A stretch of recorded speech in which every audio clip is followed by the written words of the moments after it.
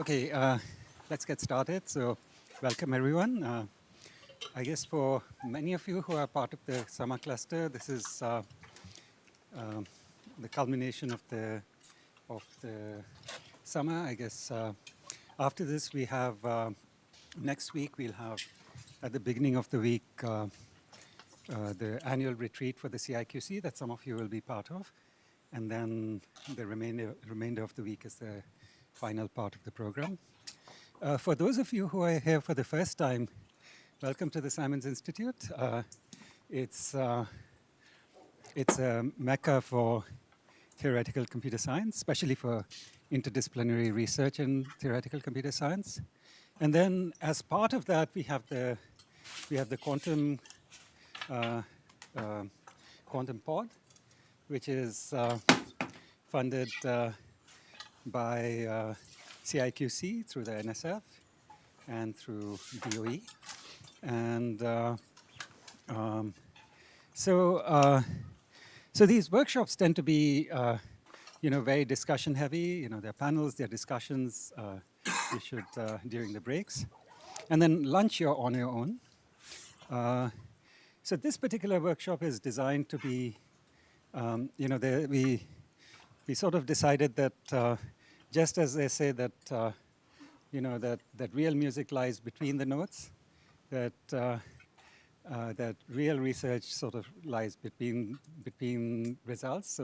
So the charge to the speakers is to talk about what their subfield aspires to, what are the results that they aspire to, what's been achieved, and what remains to be done. Okay, so the organizers of the workshop were Anand Natarajan, Sandy Rani, Urmila Mahadev, and Nico, who will chair the first session. So Nico. Yeah, thanks, Umesh. As Umesh said, the idea is to kind of talk a little bit about the future, like what's the state of the art and what needs to be done. And today is all about quantum fault-tolerance, and we have a line of very good speakers that I'm looking forward to, and we also have a panel discussion later on. I should also mention on the last day we have some lightning talks, so please submit some ideas. So these can be like 10-minute talks. It's very easygoing, just kind of some ideas you have or something that kind of fits into the theme. Just send an email to one of the organizers. And please submit early so you kind of reserve a slot. Okay, with that said, please welcome Dolev, our first speaker of the session, who will tell us about architectural mechanisms of a universal fault-tolerant quantum computer, and probably is going to feature neutral atoms, I guess. Yes, indeed. Please take it away. Okay. Thank you so much for the invitation. It's an honor to be back at Simons. It's a great introduction talking about how, computer science and the confluence of many different fields. I think that'll be borne out in multiple ways in this talk. So the subject of this talk will be fault-tolerant quantum computation. And there is so much that is involved in that. So there's both computer science aspects in terms of thinking about how to think about computers. There's also physics aspects. And I hope what will also be very clear is this is an extremely interesting, scientific physics engineering frontier that, really all these things combine. So this talk in particular will be focused on a new paper with this title that we recently posted on the archive. It's going to be kind of an intense talk with a lot of details about that because it's an intense paper. So please interrupt with questions because I guess my hope is that people will actually understand what we wrote. Okay. Intense is deeply packed with information and perspectives. Okay, so just to start off this session, quantum error correction is remarkable that it's even physically possible, and it really gets at the heart of what makes quantum computers powerful, and I want to delve into that. So quantum information is fundamentally harder to store and operate on. We need error correction for fundamental reasons, not just because we're bad at building quantum hardware. And this can be borne out where if you think about a classical bit and you take pictures of it, it gets redundantly stored in its environment. Conversely, with a quantum bit, if you take pictures of it, it collapses probabilistically into either 0 or 1. And that's already, you can see that classical information behaves very differently than quantum information in the way it interacts with its environment. There's also this challenge of, let's say you're trying to do quantum computation with a chain of spins, and you tune their interactions very, very precisely such that it produces the output that you're interested in. But what if your interactions are all slightly off by some epsilon? Then we know that you can go to a very chaotically different state, and then you don't get the answer that you want. That's the reason why in classical computers we use digital bits, because they're robust building blocks that can be correctable. And we don't often think about using analog computation where you can store real numbers, which is in principle much more powerful, but is not correctable. And this seems like a fundamental issue with our quantum error correction approach, where we have continuous and analog rotations that are sensitive to imperfections, but they're also the source of our underlying quantum mechanical power. And the history here is quite fascinating, and I think this ability to do universal fault-tolerant computation really sits at the heart of a debate that I would argue goes back all the way to 1961, where Landauer starts talking about how in classical computers, which were just starting to be used at the time, dissipation serves a key role of standardizing signals and allowing you to do digital, robust computation, because dissipation allows you to take many different inputs and put them as the same output. And quantum mechanics does not allow us to dissipate because it's unitary. So it seems like that's the fundamental issue. 1 second. Question. Yep, okay. So are you basically saying that quantum computing is always reversible?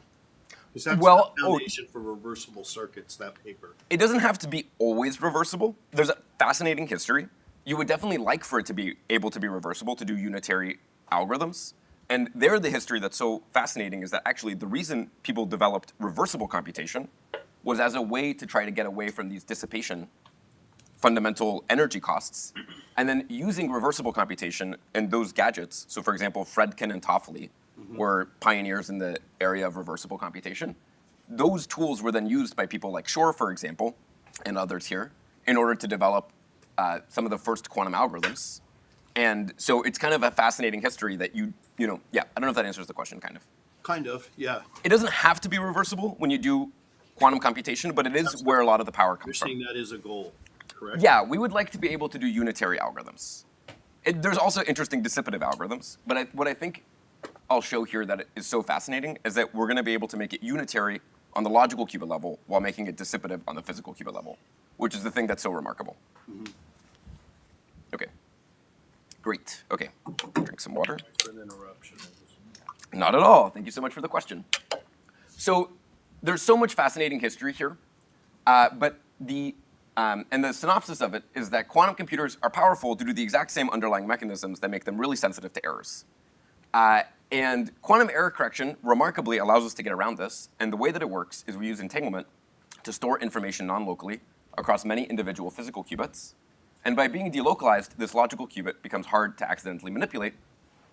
And although we can't measure individual qubits, by measuring products of qubits or stabilizers, we can detect errors while preserving encoded information.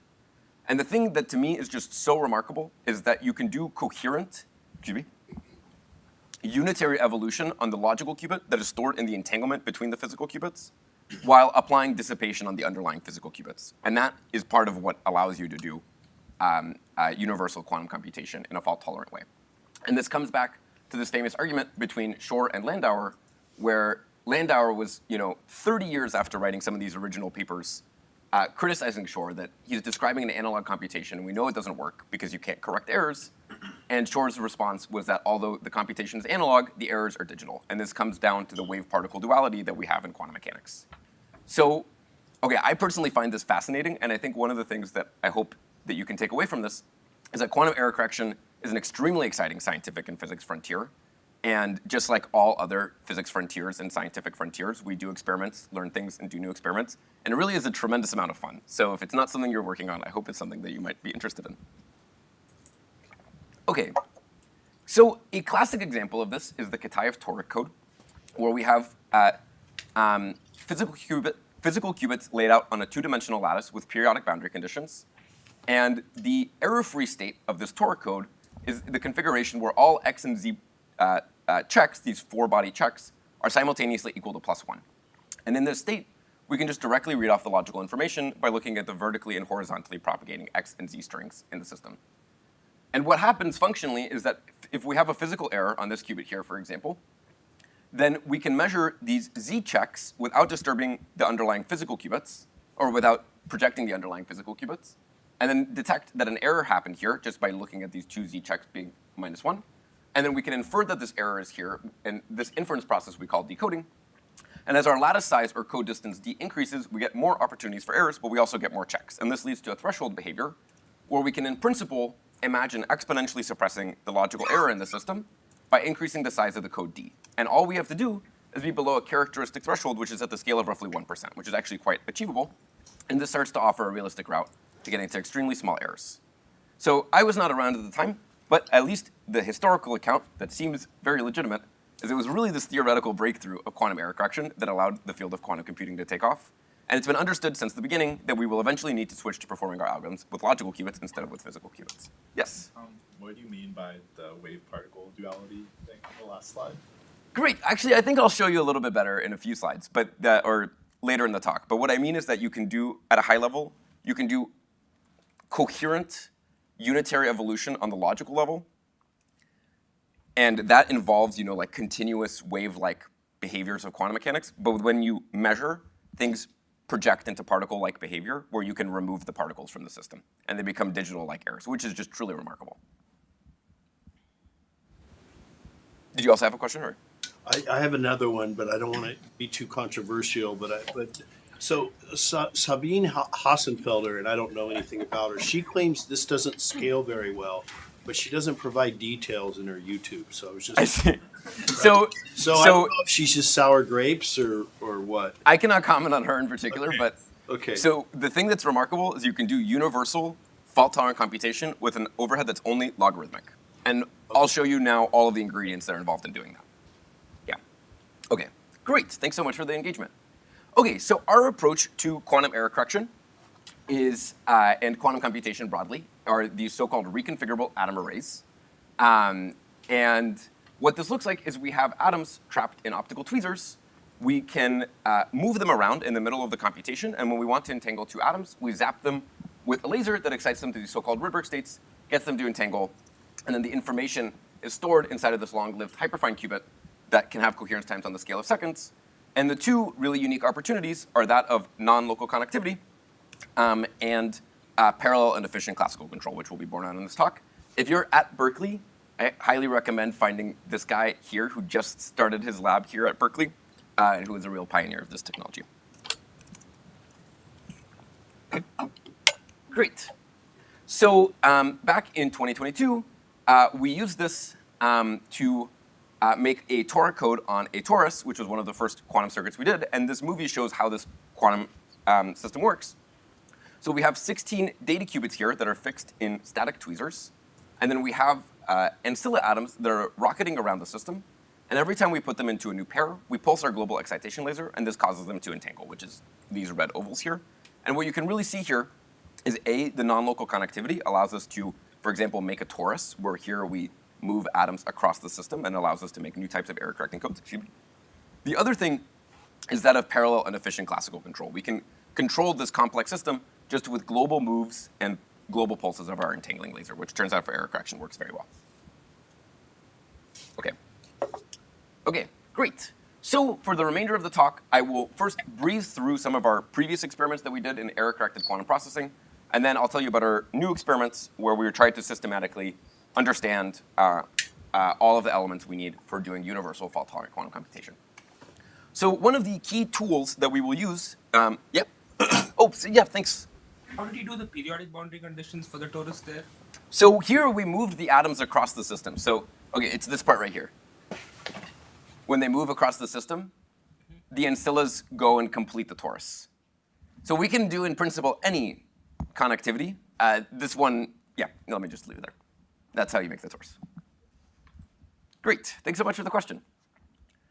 Okay. How do you move the atoms? Great. So all of our atoms are trapped inside of optical tweezers, which are tightly focused laser beams that are shown in through a microscope objective. And then we can move these around with many different techniques. We really like acousto-optics, where we just essentially use sound to deflect light, and we can very programmably change the frequency of sound and change how much the light deflects. It's a very nice programmable tool. Great. OK, thanks so much for the questions. So one of the key tools we will use is that of this transversal CNOT. And what I told you about earlier is that the way error correction works is that we take a logical qubit degree of freedom and then hide it by delocalizing it across many individual physical qubits.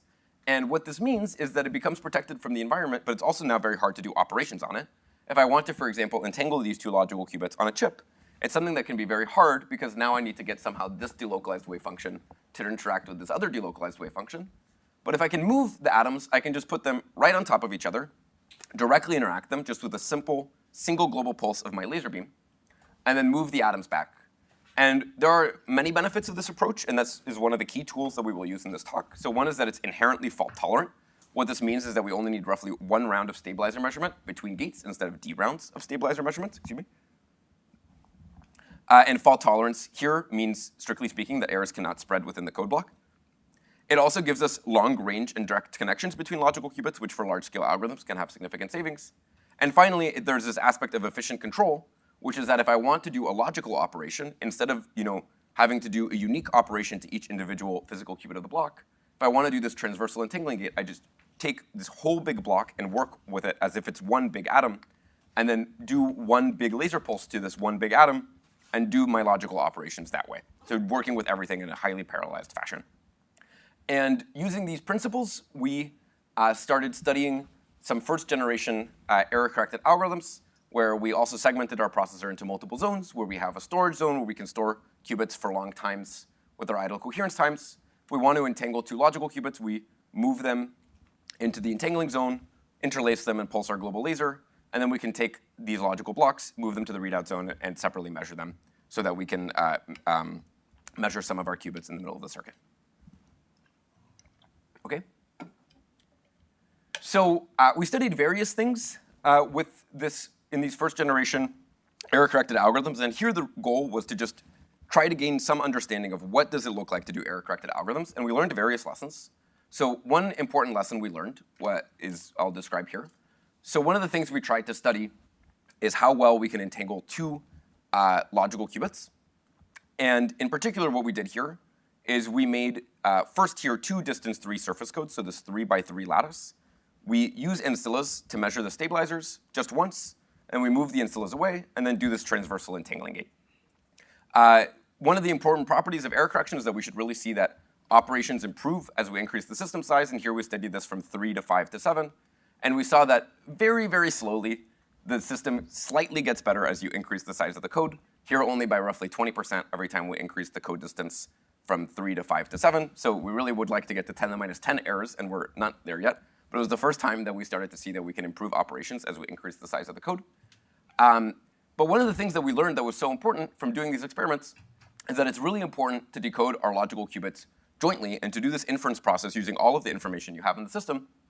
And in particular, if we do conventional decoding techniques and we don't use this correlated decoding where we decode between the logical blocks, then we do not get this improvement with system size. And we have learned a lot since doing these experiments and found broadly that this implemented protocol allows us to reduce the number of rounds of error correction we do from d round to 1 round for universal computation. I'll tell you a little bit more about this later, but I think a really important lesson here is that when we're doing this algorithm in the lab with the logical qubits, you really want to take whatever shortcuts you can possibly find and get things down to their bare minimum. And every single time we've done that, we've learned something new that has ended up having some type of application to a larger scale computation. And here in particular, when we perform logical algorithms, one of the things we learned that's so important is that instead of considering individual logical qubits, it's really important to consider algorithms as a whole. Yes? So doesn't this suggest that if you have a kind of larger quantum computation, that you will no longer be able to do? I don't know what's exactly your protocol. Is it scalable in terms of depth? Yeah. I'll tell you more about it later. And there's also underlying deep physics reasons as to why it works so well, which I will also show you later. Great. OK. So that was one important lesson we learned. Another important lesson we learned is about doing co-design of our different algorithms. So error-correcting codes are very particular. You can't do everything you want with them. They have various constraints. So for example, if you have, with error-correcting codes, in order for you to do robust error-corrected operations, it has to be digital gates. So you have to break things into discrete operations. And for a surface code, for example, you can only do Hadamard S or C naught, and you don't have, for example, a non-Clifford gate like a T gate. And it's something that's so interestingly different than when we do computations with physical qubits, where what we're so used to saying is that continuous rotations are easy and entanglement is hard. In this logical qubit landscape, it's the complete opposite, where continuous rotations are the hardest thing that you can do, and entanglement is actually very easy because almost all of these codes have a transversal entangling gate. When you say they're hard to do in your realm, do you mean physically they're hard to implement? Yeah, it is. Doing continuous rotations is, I think, pretty easy to argue is probably the hardest thing that you can possibly do. In terms of implementing in physical hardware? In terms of implementing on a logical space. Because it has to be discrete digital blocks, and now you're going to try to build analog computation out of it. And that's something that's challenging to do. I don't know if I would stick by the statement it's the hardest thing you can possibly do, but it's definitely much harder than entangling two logical qubits.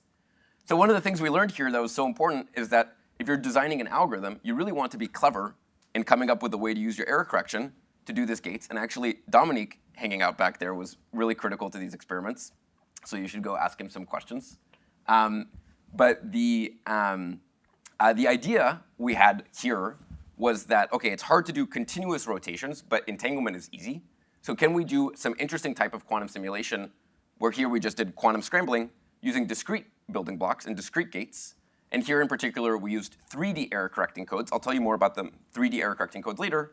But what they do allow you to do is a particular set of transversal non-Clifford gates. And here we realized programmable scrambling circuits and did some sampling experiments and found that with our error-corrected implementation, here in particular for this experiment, using post-selection and using error detection, we're able to do quite a bit better at the sampling task with our logical qubits than with our physical qubits. Yes?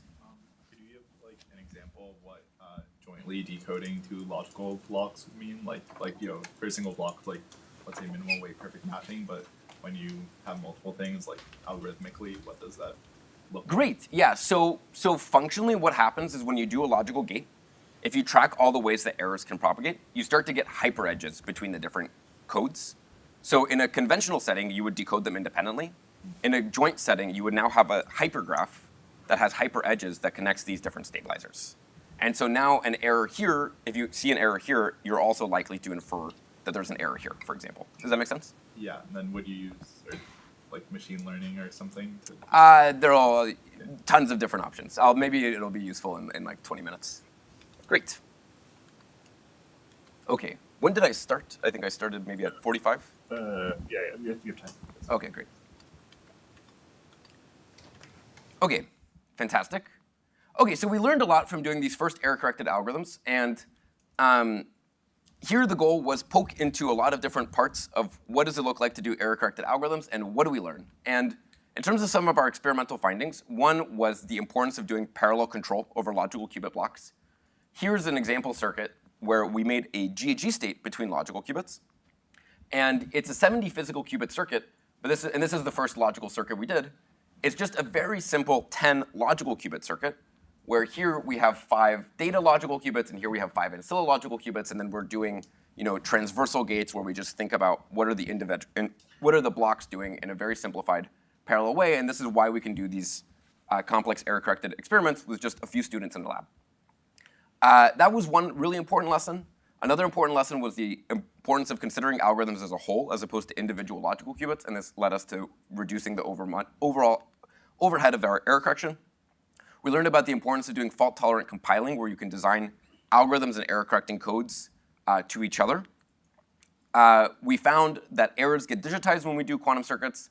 And broadly, we also have been starting to really transition our efforts in theory, where we're focusing the algorithms that we're studying to error-corrected implementations, and we're focusing the error correction that we study to the implementation of algorithms as opposed to individual logical qubits, which has been a really helpful perspective. OK. So we learned a lot from doing that. Now, we really want to understand what are all of the ingredients that you need to do in order to do universal fault-tolerant quantum computation.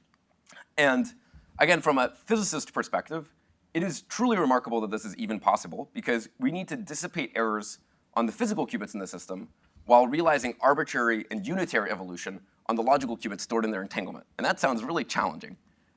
Remarkably, it is possible, but it's a complex task, and there's many components involved.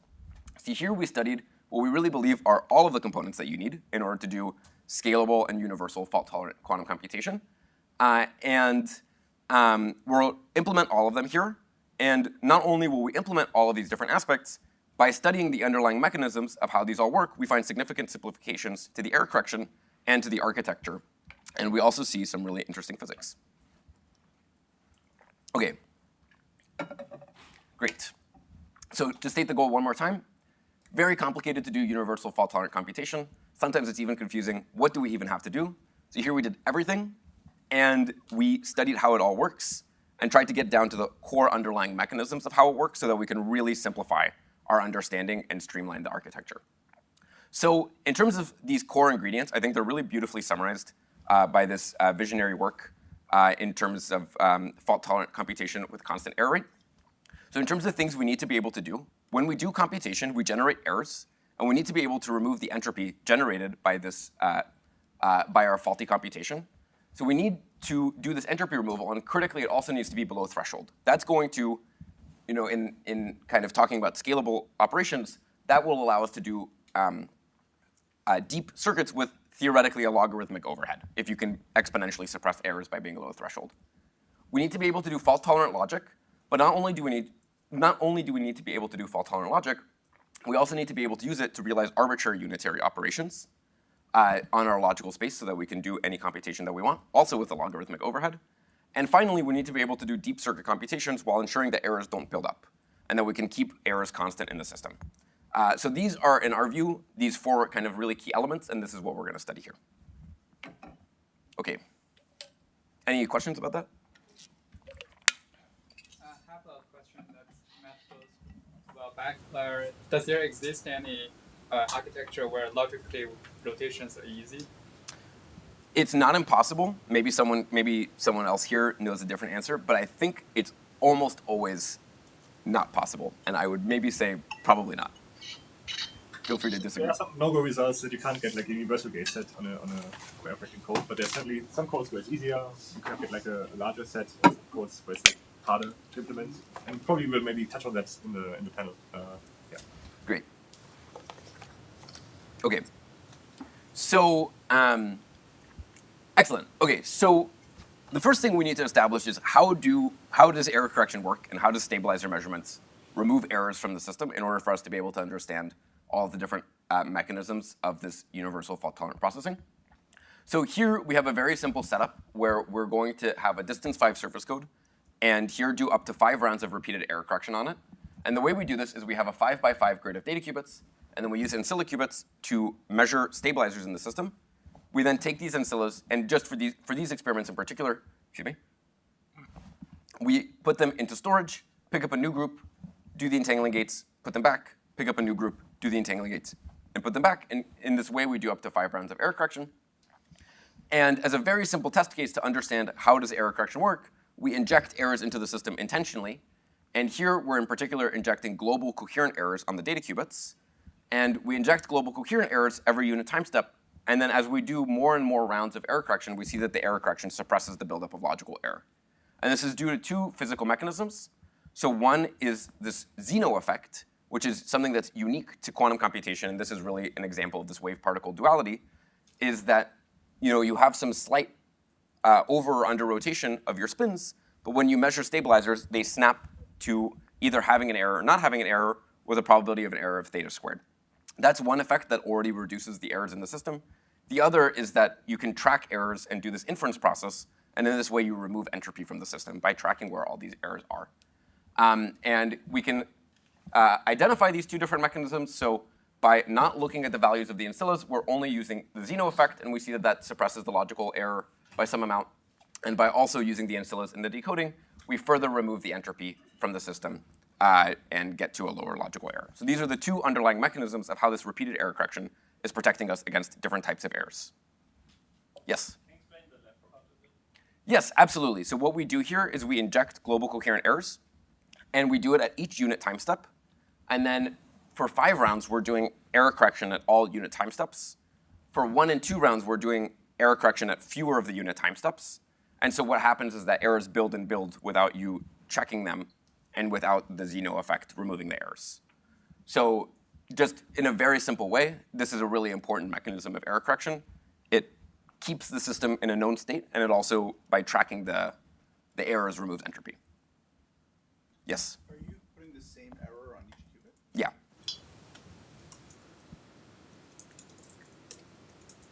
Yes? So maybe you said it, but I kind of missed it. But maybe it's worth pointing out that like the Zeno effect is not a scalable suppression. Not a scalable It's suppression. not, like if you kind of increase the system size, it will eventually kind of blow up, right? Like it's not going to actually help you suppress errors.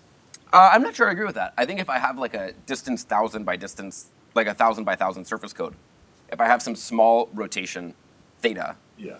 that's like, 0.01, then when I measure the stabilizers, each one is going to probabilistically project into having or not having had an error.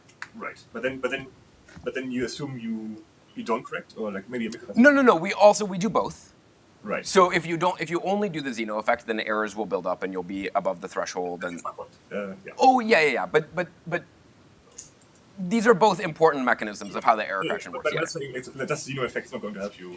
Kind of. Oh yeah. I agree with that. Yeah, you want to do both of these. Yeah. No controversy there. But these are the two kind of underlying mechanisms. Also, as you agree, if I have all these data qubits and I do a global coherent error on them, it doesn't make a global error on the logical qubit. It's just a bunch of, once you measure the stabilizers, it projects into uncorrelated errors that you can then correct. Yes? What's the scale on the right graph? This is 10 to the minus 1. I think this is, so it's a log scale, and it's plotted better in our paper. I'm so sorry, but I think this is, so we can count it together, but maybe 0.02 or something. It's plotted better in the paper. So sorry. Thanks. Okay. This is very basic. Just how does the error correction remove errors from our system? Note that these are the two ways that the errors get removed. We never have to actually, in this approach to computation, we never have to physically flip the individual qubits back in the hardware in order to return to some initial known state. It's really, you want to project the system into, either having or not having had an error, and then you want to track errors. So another key addition to our approach is the ability to do non-destructive readout. So typically when we do readout with neutral atoms, what we do is, because imaging the qubits mixes the spin states, the trick we take is that we eject one of the qubit states from the trap, and then we just image whether the atom is there or not there. That works well, but there's two issues. One is that you can't now detect whether your qubit was lost or was in state 1. You can't differentiate between these two. And you also lose half your atoms every time you do measurement. So if you can do lossless and state-resolved readout, there's multiple benefits. So one is that you can reuse your atoms. The other is that you can directly detect loss in the system, which improves error correction, as beautifully shown by Jeff and Shruti. And the way we do this here, in particular, inspired by this beautiful paper from Dave Weiss's group, is we do a spin-to-position conversion as opposed to a spin-to-loss conversion, where we convert our qubit states into either being on the left or on the right, and then just image the qubit state normally, image the atom normally. The way we do this in particular is we have atoms inside of our optical tweezers. We add a one-dimensional optical lattice into the system, which is state selective. It pins one of the two spin states. Then we move the tweezer, and then it drags the unpinned atom. We turn off the lattice, and then we take a picture of whether our atom was on the left or on the right. And then this is what our readout looks like now. We're doing this Rabi oscillations with the spin-to-position conversion. We tried roughly 5 different techniques for non-destructive readout, and we have an amazing track record that the technique that works the best is often the one that also looks the coolest. So this is the one that worked the best. Yes? In the previous slide, you said you don't correct if there is an error. Say again? In the previous slide, you said you just keep track of the errors. That's right.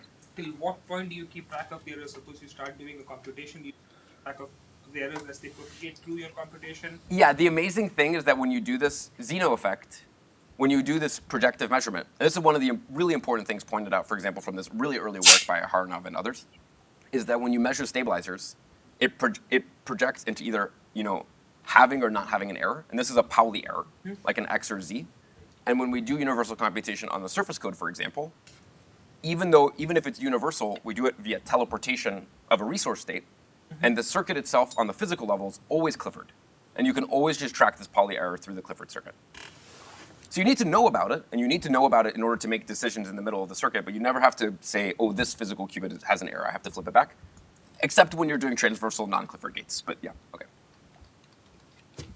Yes?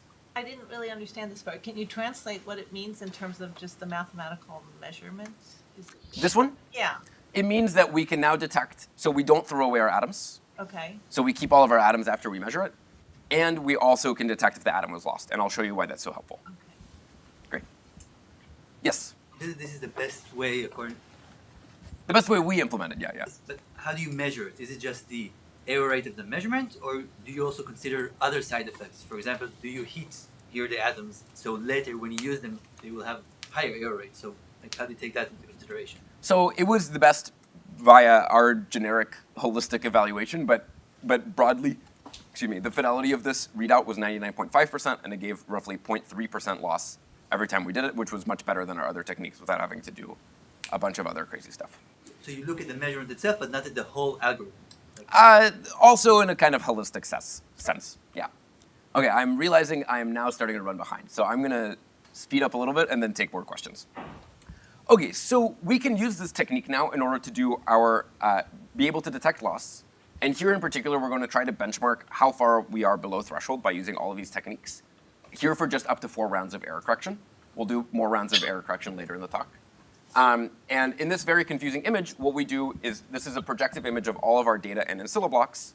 And forgive me for the fact that it looks so confusing, but functionally what you should read off of it is there were 2 atoms that were lost, and then you can just directly detect it here. There's other holes that are supposed to be there. And this loss information is very helpful. So there's many different ways of using the loss information. If we don't use it at all, and we incorrectly assign the loss as qubit state 0, then what we see is that on shots that have a lot of data loss, the detector error probability gets very high. What this detector error probability is it's the probability we detected a flag, that a flag went off telling us there was an error in the system. It's very similar to the stabilizer. It's the product of adjacent stabilizers. And so our mean error in the system is much higher on shots that have more data loss. But if we use this loss information, for example, at its most extreme, post-selecting on a check not having had any loss, then we see that it's static. And if we do something more scalable that doesn't involve post-selection, where we make a so-called super check, then it is also greatly suppresses the buildup of error as a function of loss. And we see here, and the way the super check works is when you lose this atom, you lose some information from the system because you can't measure this atom anymore. And also your checks are no longer commuting. And so this causes a blinking pattern of errors that we see very clearly in the correlations between our detectors. But if we just multiply, if you know where the loss is and you can just multiply the check around this lost atom, then now you can recover a deterministic operator that you can then use in your error correction experiments. So that's what the super check is, and it's one of the bases that we use in order to, one of the bases of things that we use in order to use this loss information to improve our error correction. Yes? You actually you're seeing qubit loss for the data qubits, not for the NSO. We see it for both. Yeah. Everything is seen when it's projectively measured at the end. So, okay. So using this, we're able to do repeated error correction below threshold here just for these 4 rounds of error correction. And we quantify various different decoding methods. So we use most likely error methods, which are like an algorithmic decoder that solves this hypergraph decoding problem. We also use machine learning methods, which is ML, and we use these with loss information. And what we find is that by using machine learning with the loss information, we're able to improve upon conventional methods by a factor of roughly 70%.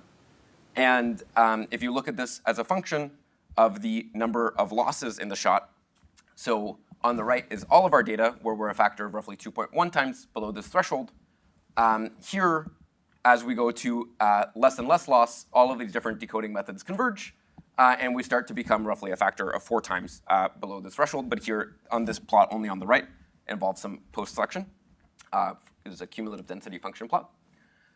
So okay, some takeaways. So okay, we have these 2 different types of decoders, and this decoding is an extremely major effort, and I would like to really highlight Maddie, Pablo, Geffen, and Andy. And I think we'll hear from Google later. This here in our first benchmarking of this is quite comparable in terms of the performance, but with fewer rounds. So in terms of different ways of comparing, I like this comparison just because your guys' paper is so nice. We're at a comparable level below threshold, and we have a comparable detector error probability depending on how you quantify things with different types of loss information, but probably the most fair is the supercheck, which has a roughly 9% error. And with an important caveat that thresholds can be circuit dependent, and when you do transversal gates and correlated decoding, you get a roughly 10% reduction in the threshold. And when you do infinite depth as opposed to just 4 rounds, you get a roughly 15% reduction in the threshold. So, okay, with that caveat aside, we nevertheless want 3 to 5 times improvement in our performance in order to get to actually practically relevant scales where we can exponentially suppress the errors quickly. Yeah. Just to clarify, so by most likely error, you mean like a maximum likelihood decoder? No, most likely error as in, so not like the, summing over all of the different paths, just like have the hypergraph and solve for the most likely error using integer programming methods. Okay. So it's an inefficient decoder. It's also inefficient, but in a different way. Yeah. It's inefficient with all the hyper edges, but it's not like the mega inefficient of an MLD decoder. Sure. Yes. So that 3x to 5x to compare to the 10 to the 15%, are you saying we need 300 to 500% improvement? Yeah, that would be really nice. Okay. Yeah, that's what we would really like to get to, and I'll tell you about how we plan to do that, but yeah. Which machine learning architecture? So, okay, in this part of the talk, we're just using a fully connected neural network, which is like the simplest thing you can do. It's also written in the methods of our paper. It's like 8 lines of code. Later in the talk, we'll use really cool methods that were developed by Pablo and Andy to do recurrent neural networks that are more scalable and can work for more generic settings. Yeah. Once we are decoding the loss, like the energy loss, then how we are retrieving the original qubit? Say one more time? Once we are decoding the energy loss, which has been cut off, then how we are accepting the original qubit, like retrieving the. Or how do you put it back? Yeah. So we don't put it back, at least not now. So I think, what I'll show you later in the talk is that now when we think about doing deep computation, what you'll see later is deep computation has so much teleportation that if you're doing everything in a transversal way, your qubits only undergo several rounds of error correction before they're anyway teleported. And so it always ends up being in this configuration where you do some measurements, do some gates, projectively measure, and then after you projectively measure, then you can think about repairing. But you don't have to repair in the middle of the computation. Okay. Which is a really, really great convenience factor. Great, okay. Thanks so much for all the questions. So, I'm so sorry, let me just ask, so until when am I supposed to go? Maybe 40-ish. 40, okay, great. So, okay, we're doing this repeated error correction below threshold, and here is more information. So this is the distribution of errors we see in each shot. We have yet to observe large-scale correlated errors in our system when we find that the experiment is well reproduced by just simple simulations with a simple error model of uncorrelated errors. We have seen before correlated errors when we do gate benchmarking, but we find that this goes away when we do quantum circuits, which is quite a technical point that I can come back to if anyone has questions about it. And roughly, we're currently right now at a factor of 2 below the threshold, and this is our current error budget. And again, the importance of being below threshold is that you can exponentially suppress errors. But we would really like to improve to at least a factor of 5 times below threshold. And based off of our error budget, it seems like this should be relatively straightforward to do by improving laser power by a factor of 4, which would theoretically reduce our 2-qubit gate error by a factor of 2. And then 60% of our errors right now are things that I would describe as essentially bugs of things that we're essentially manually doing in the lab that aren't going quite correctly, even though we've seen that they go better before, and that we need to just improve the system and get rid of these bugs. And if we can reduce that by a factor of 3, and this by a factor of 2, then it seems like we'll be able to get to this factor roughly 5 times below the threshold. Okay. How much more laser power do you need? Here, a factor of 4.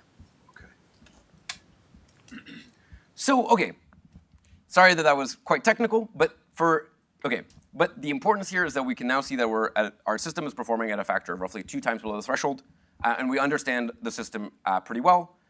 We also, all of this data, as well as all of the raw command strings, error models, et cetera, that was used for this analysis is all published online. So for anyone who's interested. So okay, that's how stabilizer measurements remove errors from a single qubit and also benchmarks how well it works in the system. We would really like to understand what do stabilizer measurements do in logic operations. And here we study two different configurations in order to understand the underlying mechanisms of what stabilizer measurements do during logic. One is a transversal setting, where we pick up the two blocks and interlace them and then directly do the entangling gate. And what's so powerful about that is we have these these logical operators, and we can just directly entangle them between the two blocks. And in a planar setting, we can't do that. And so what we have to do is if we want to entangle these two logical blocks, for example, we use ancillas in the middle in order to measure the products of Z1, Z2 by taking the product of these three ancillas. And it's a very different mechanism for doing the logic. And for this reason, it behaves very differently when we, for example, inject ancilla measurement errors into the system. So here what we do is we do these two different circuits as different ways of benchmarking both the transversal and planar approach. In the transversal approach, the logic gate is realized directly between the data qubits. In the planar approach, the logic gate is realized via ancilla stabilizer measurements. And for this reason, in the transversal case, as long as we do the decoding correctly, all the stabilizer measurements do is just remove entropy from the system. They're not responsible for any logic. And for this reason, measurement errors are quite benign. If you have a measurement error, all it does is slightly impacts how well you remove entropy from the system. This is very converse to this lattice surgery or planar configuration, where the stabilizer measurements actually do the logic, and it's extremely important to get them right. The value of your logic operation is given by the product of these three ancilla measurements, and if you measure one of the ancillas wrong, you just do the logic operation wrong. And that's where this infamous, this D rounds of error correction fundamentally comes from. And in the transversal setting, this stabilizer measurement only removes entropy, and so there's no need for this D rounds of error correction, and we can do, for example, many C naughts per round as opposed to having to do a C naught every D rounds. Okay, let me take a quick pause. So just to summarize one more time, different logic operations have different underlying physical mechanisms in the way that they work. And here, for example, in the transversal case, stabilizer measurements only are used to remove entropy in the way that we discussed several slides ago. In the planar case, the stabilizer measurements really do the logic. And so because of these different behaviors, they have very different considerations in how you design your algorithm. Yes? Wait, but if you get a stabilizer measurement wrong and then you try and do a non-Clifford thing, does that matter at all? Or it does, yeah, which I will tell you about later. Okay. Yeah, and then the question becomes, how do you make the state? How do you make this resource state? But then, so it's in that case, it's not just only removing entropy, because you have to know. That is a very good question. It depends on the considerations in terms of how exactly you make the t-state. In the way I will show you in a little bit of how we make a t-state, the stabilizers are extremely important to do correctly. Remarkably, all these correlated decoding methods, et cetera, still work, which I can describe. But yeah, I'm definitely running behind time. Okay, so because of these different fundamental mechanisms, we can really explore the interplay between logic gates and entropy removal. And here in particular, the way we do this is we scan the number of, entangling operations we do per round of error correction. And we see an optimum at roughly 3 C naughts per round. Here, to get to these lower curves, we do some type of sliding scale post-selection to extrapolate our system to lower errors. And we see an optimum of roughly 3 C naughts per round. And I think it's a very basic observation, but something here that's important to note is that logical gate fidelity is not a single number like it is with physical qubits. With physical qubits, you can characterize gate fidelity with just a single number f. With logical qubits, clearly, as we change the number of gates we do per round, the error per logical operation changes. And it's due to a very simple reason. It's just that as I do more and more gates, I get to do more gates per error correction round, but I also increase the entropy in the system. And so there's some optimum. And it shows us, even for this very basic thing like understanding gate fidelity with logical qubits, it's really important to understand, for example, the internal entropy of the system. Okay, let me take a quick pause.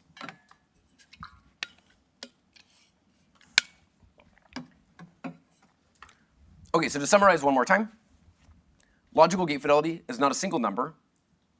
With logical qubits, you have also these internal degrees of freedom, and it's really important to understand how they change as you do operations, and every time you do operation, you increase the internal entropy in the system. And moreover, because of the different types of mechanisms, we can use transversal gates and correlated decoding to reduce the required number of error correction rounds from a factor of roughly d to a factor of roughly 1, which can speed up computation. I do not have the time for this, but we have come up with ways to do the correlated decoding in fast and efficient ways that are just as fast as doing single qubit memory experiments. Let me just refer you to this paper here, because I am already running behind. OK, so that's how error correction works for doing the logic operations, but we really would like to understand how to achieve fault tolerance for doing arbitrary algorithms. And in order to get to arbitrary algorithms, we need to be able to have universality. And here in particular, the way we study how the system can realize universal operations is by studying systems of 3D color codes, 2D color codes, and physical qubits. And here what we do is we subject the system to global angles in these 3 different configurations. And we see various things. So in particular, in the 2D color codes and the physical qubits, you get plateaus where you get robust logical operations every pi-half rotation. And the stabilizers in the system revive, which is what's plotted here. And on the top plotted here is the x logical expectation value. But critically, with the 3D color codes, you get extra plateaus corresponding to their t-gates that you can transversally have in a 3D color code. But importantly, it's really important to get the stabilizer right. It's very important to have the right stabilizer sign, and that for this reason here, we realize a deterministic encoding circuit to make sure all the stabilizers are equal to +1, because otherwise the plateau goes away and it actually becomes very similar to the unentangled case. So here, in this context, the physical entanglement within the block plays a very different role than it did several slides ago, where several slides ago we were using the stabilizer measurements just to remove entropy from the system. Here, it's really important that the stabilizers are actually equal to the right value, and it corresponds to needing physical entanglement, a higher degree of physical entanglement within the block, in order to be able to do magic operations. So one of the things you can see is that although we're able to remove a lot of our error correction overhead and the amount of entanglement that we need by distilling down these stabilizer measurements to only remove entropy where it's needed, when you do magic, in order to have a state that has magic, you fundamentally need the entanglement, and this is something that you can't circumvent.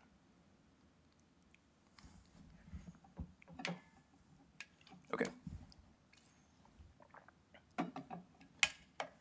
OK, let me just try to say it one more time. So in order to realize states that have magic, one of the things we can see here from this data is that it's actually really important to have the entanglement in the system, and this is due to really deep underlying reasons. So once we make these logical magic states, we can start to use them to make analog computation built out of these digital gates, and we do this here in this Solovay-Kitaev type style, where we do sequential operations of HT, HT, HT. And the way we realize this here with fully transversal operations is we initialize logical blocks all in plus for these Reed-Muller codes, excuse me. We do transversal T operations. Then we do an entangling gate, measurement in the x basis, and feed forward. And what this does is it teleports a Hadamard in the system. And in this way, with these fully transversal operations, you can do HT, HT, HT operations. And what I find so remarkable about this circuit is that with this measurement and teleportation, the circuit is unitary on the logical level, because when you measure qubits and then do feed-forward operations, the logical information continues to propagate through the circuit. But it's non-unitary on the physical level, which is why this breaks this Easton-Nil theorem and ensures that errors don't build up in the system. And this unitary on the logical level, but non-unitary on the physical level, is what allows us to do this universal fault-tolerant computation. So here we do up to 3 of these T-gates. And as we do more and more angles, as we do more and more T's and H's on the system, we see that we start to occupy more and more spots on this block sphere. This is a compressed down version of the block sphere. It's a polar plot. And by the time you get to 2 T-gates, you get to all these weird spots on the block sphere, and 3 T-gates even more so. And we see that the minimum separation between the points exponentially decreases as we increase the number of T's, and this is all of the points we realize on our logical level by doing this sequential HT-HT operation. So you're saying that when you look at those dots on the block sphere, those are the rotations that you can perform after so many levels? Yeah, that's right. And you believe you can do that arbitrarily finely? You can do it to exponential precision. So if you want to realize some particular angle, you need a logarithmic depth in order to get to that angle. Okay. So I find this so remarkable. I'm running out of time, but this thing I have to say. So if you come back to these early arguments with Landauer, for example, Landauer wrote these papers criticizing the development of quantum computation, and he described how the restandardization used in this figure is not available in a Hamiltonian system. Therefore, errors will pile up and the computation will go off track. Restandardization requires erasure of the piled up error, which requires energy dissipation and cannot be performed in a Hamiltonian system. But what's so amazing is that you get unitary operation on the logical level while making it non-unitary on the physical level. And that's how it works with fault-tolerant computation. Okay, another thing that we see is that we're able to do here this fully universal operations just using transversal operations as long as we add in measurement, which breaks this Easton-Nil condition. And we see that transversal teleportation becomes a really key algorithmic primitive. So what we do is we now set up our architecture in a way where we can do deep circuits, where we do as many teleportations as possible. So in particular, we have our architecture here, where we have our storage, entangling, and readout zones, and we also have a reservoir zone for filling in lost atoms. And we developed many new technical tools that maybe I don't have time to tell you about. But functionally, what we use these for is we make 16 steam codes in each time layer. We entangle them with each other. Then we store them, make a new group, entangle them with each other, and then teleport with the previous group. And then we just sequentially, layer by layer, do a deep computation in this way. And here, just reinitializing the steam codes, we keep the system at a constant internal entropy, and both as quantified by the fraction of qubits that are missing, as well as the stabilizer error. So here we make up to 16 steam codes for 27 time layers, which gives us several hundred logical teleportations. And we do very simple algorithms with these. Here in particular, we just make cluster states, which is like the simplest algorithm one can imagine. Or, okay, maybe I shouldn't say that. It's a simple algorithm. Okay, and crucially, when we do these operations, what we see is on the logical level, we get the expected correlations that one would expect on an algorithm level, where there's correlations between qubits in this 1D cluster state. Thanks. There's correlations between these qubits in the 1D cluster state corresponding to the successful algorithmic evolution that exponentially decays as a function of the distance between the codes in the time direction. And as we do some sliding scale error detection, the correlations become flat, and then the logical error improves significantly. But crucially, the physical errors don't propagate. So what we see when we do things in this teleportation-based way is that the logical information propagates, but the physical errors do not. And in particular, this shows why teleportation is so powerful for doing these deep computations. So when I have this previous logical block, I do an entangling gate with the new logical block, and then the physical errors all stay on the previous block, but the information propagates down. And this is what allows you to do unitary operations on the logical qubit level while assuring that you're applying dissipation on the physical qubit level via measurement. Okay, let me take a quick pause. I did not budget time correctly. Okay, but to summarize one more time, to do deep computations, really important entropy that does not grow. And the way we ensure that here is that we do everything in a teleportation-based way. When we do universal computation, we also do it in a teleportation-based way. And then you can really see that teleportation is very fundamental to doing deep circuits with logical qubits. And we see this here both for a simple 1D cluster state as well as a 2D cluster state, that we can get our intended correlations on the logical qubit level while ensuring that physical errors don't spread in the system. And here is a movie of how exactly this works. So we take these qubits here, and then we entangle them into steam codes in our entangling zone. And then we entangle the steam codes into a 1D cluster state in the spatial direction. Then we realize an entangling gate in the time direction with the previous group. And then here we use our lattice to split the atoms into two spots and then non-destructively measure whether the atoms went left or right. And then here the atoms are being imaged. And then we put the atoms back into their original spots and then repeat the process all over again. And to give you a sense of what these poor atoms are going through in order to make this 2D cluster state, here is the circuit that we run in the lab. So that's one layer of this 2D cluster state, and then now a second layer. And this is what these atoms go through in order to make these 27 layers of this simple algorithm here. Okay, let me. Yeah, please. Maybe you said it in every calculation, but do you, like, how much loss was there doing this kind of 27 layers? Like, So here's several percent per cycle. 0% per cycle, okay. So Yeah. reloading. Yeah, so here we're not yet reloading the atoms, and we can do, tens of layers of this, teleportation-based algorithm, and in a few slides I'll show you progression we're doing toward continuous reloading. Yeah, but already we can kind of get to the level that we're not immediately limited by it. Great. Okay, so to add one more thing into the mix, this teleportation-based approach is something that's quite fundamental and I think very powerful. And one way we can see that is by exploring high-rate codes, for example. High-rate codes are very powerful because you can stuff many logical qubits into one physical block, and it allows you to get much more logical entanglement for the same amount of physical entanglement in the system. However, these high-rate codes come with a bunch of subtleties and difficulties. For example, you would need to, in order to ensure leakage removal in the way you do the error correction, this would require quite intricate circuit structuring. But if you can just implement the teleportation directly, as is already given by the algorithm, then you can ensure that these errors get removed without any extra overhead. And here in particular, we make these 1664 codes, which are part of a hypercube family of codes that we study, and we entangle them in this physical connectivity here, which leads to this logical connectivity here.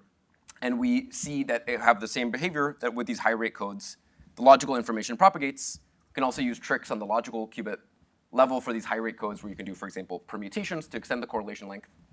But although the logical information propagates, the physical errors don't. And that's the key way that we can ensure that we do deep computations at a constant entropy. Okay, so to summarize all of this, so studying these architectural mechanisms of our universal fault-tolerant processing, so we find various key lessons. One is the interplay between entropy removal and logic operations, and this allows us to, for example, understand logical gate fidelity. It also teaches us the lesson that you should only syndrome extract when you actually need to. You need to, the logic operations generate error, and you want to remove errors when you generate these. You should use entanglement judiciously. Transversal gates and high-rate encodings allow you to reduce the total amount of physical entanglement you need to realize a target logical entanglement. Crucially, when you're trying to realize logical magic, there's fundamental bounds that you can't cheat, which are detailed on the next slide, but I don't have time to tell you. Sorry. And then finally, teleportation is quite powerful when we're doing deep circuit computations. It allows you to do universal processing with fully transversal operations, and also allows us to make things constant entropy without any additional overhead. Okay, here I will take a pause. See if there are any questions. Perhaps I missed like the punchline, but is all this like deep logical computation happening below threshold? No, not quite. So we benchmarked here multiple different things at different times. What we would really like to do now in the next step is do them all at the same time. So we realized below threshold benchmarking on a surface code. We also realized, for example, universal operations and deep circuit processing. Now we kind of have a clearer understanding of what all these building blocks are, and now we would really like to do them in a joint way. Yeah. They're all in the same system, though, right? They're all in the same system, just different experiments done at the same, yeah. I only understand the definition of threshold for quantum memory, but what's the definition of threshold for running circuit? So you would like to, so broadly, you would always like such that your error decreases exponentially as you increase the size. And if you set up the entropy removal in the right way, then the threshold is very comparable when you do a logical algorithm compared to when you do memory. Okay, with the memory threshold, a decent estimate for the circuit one? At least theoretically, yeah. And then one of the things that's important for us here is that when we're setting up our processing for deep circuit computation, leveraging the native teleportations that are native to algorithms that you anyway need in order to do universal processing allows you to ensure that anyway, for example, qubits only have to go several layers before they're measured, and allows us to kind of understand how simple benchmarking settings can extrapolate to a deep circuit setting. Okay. Okay, so, there's various deep links here that people can ask me about. This also gives us new experimental opportunities. So here, we reuse our atoms in order to get to fast cycle rates, and this might not be impressive to a superconducting qubit person, but for an atom person, this is extremely helpful. So this is how fast our data comes in now when we use these reuse techniques. And this will also be very helpful for us to get to this 5 times below threshold by having improved calibration methods. And also in a separate system led by these really, really hard workers here, we've been studying coherent and continuous operation on here up to 3,000 atomic qubits, where here we're just continually refilling an array of roughly 3,000 atoms. Also in this zoned-based approach, we have a storage zone, a preparation zone, a lattice reservoir that we're pulling atoms from, and using very similar methods to the one studied here, we're able to keep up to several thousand atoms trapped and sorted for several hours. Excuse me. So, okay, to summarize the talk, I think working with error-corrected qubits is an extremely interesting scientific frontier. So things that we're used to taking for granted with two-level systems like gate fidelity already become much more complicated once we think about logical qubits, which are many-level systems. And while in physical qubits, single qubit rotations are easy, and entangling gates are hard, it's very different in logical qubits. And it's really unlike any qubit we have ever worked with. And understanding these objects will enable both computation and provide deep insight into the physics of quantum information. And finally, I think it's quite an exciting frontier for neutral atoms and for quantum error correction. There's been really exciting developments across the neutral atom space, people trapping arrays of thousands of atoms, doing various types of continuous reloading, trying to connect different modules, et cetera. And there's also been really incredible recent error correction progress. And if you look just at even these archive identifiers, it's really amazing how fast this stuff is really starting to take off. And I think it's starting to become really clear that error correction works. And it's a real inflection point and a really remarkable exchange of ideas. And I think it should be a quite exciting next few years. OK, thank you. That's the end of my talk. Before taking more questions, I would like to really acknowledge my colleagues. So this Atom Array 2 team led this continuous reloading experiments that they worked very hard on.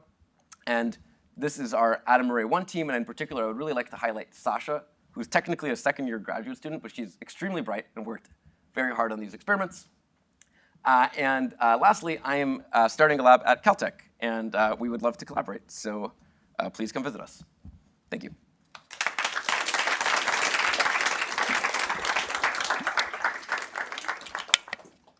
Thanks, Dolev. We already had quite a few questions, but maybe you have like a couple of minutes for more, if there are any.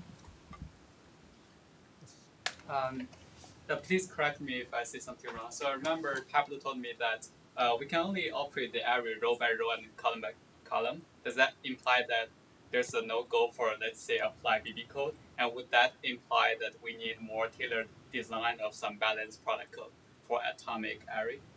Are you saying in order to do LDPC type implementations? Yeah, or something close to that. I think it's not clear. So, OK, many different ways of thinking about doing LDPC implementations. Actually, bicycle codes are arguably the easiest thing you can do due to their translationally invariant structure. So that is actually one of the easier things you can do. That being said, we are open to all types of creative LDPC connectivity, and we're always thinking of creative new tools. And so it's actually really helpful to understand what are the interesting types of LDPC codes so that we can tailor the new tools to them as well. So I don't know if I would give such a... Probably the worst thing you can do is come up with completely random connections. But if there's anything that's very structured, it probably can be implemented quite well. Do you think, let's say, BB code, gross code is applicable in the near future? Yeah, for sure. Mm-hmm. Yeah, Louis? Sorry if I missed this. Do you still need like D rounds of measurement for preparing the magic states, or is there a path to getting rid of that? It depends on how you prepare the magic states. So it depends on how you prepare it. Because for example, if you do it in like a cultivation style way, then that is a very fundamental place where you get the D rounds. What we find is for analyzing like magic state distillation circuits, we're able to remove or reduce the number of rounds by a factor of roughly D, but there's still, if you try to do it in the most efficient protocol, where you kind of increase the size of the code every time, there's still something that scales with D that sneaks in there. And so still the overall thing reduces by roughly D, because you have these like 960 rounds you have to do, and it still reduces mostly, but there's still something that sneaks in there that scales with D. And it seems to be due to some pretty deep physical things of how robust magic can get created.